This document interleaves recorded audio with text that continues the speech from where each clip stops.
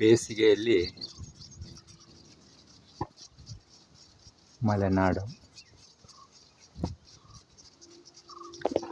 ಈ ರೀತಿಯಾಗಿ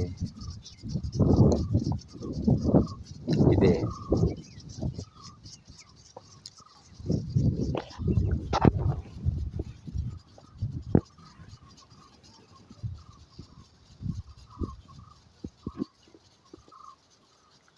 ನಾವು ರೇಷ್ಮೆ ಗಿಡಗಳನ್ನು ಹಾಕಿದ್ದೀವಿ.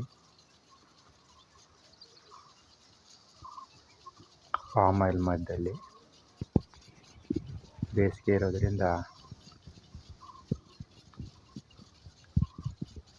ಅವುಗಳಿಗೆ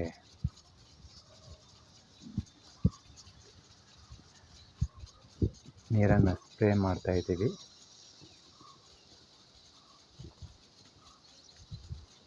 ಆ ಭತ್ತದ ಗದ್ದೆಗಳೆಲ್ಲ ಒಣಗಿದೆ.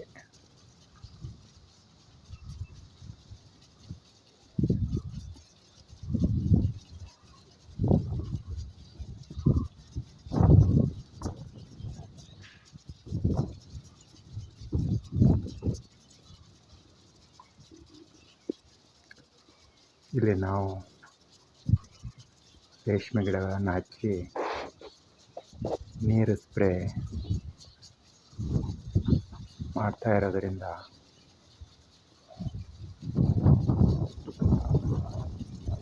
ಇದು ಹಸಿರಾಗಿದೆ.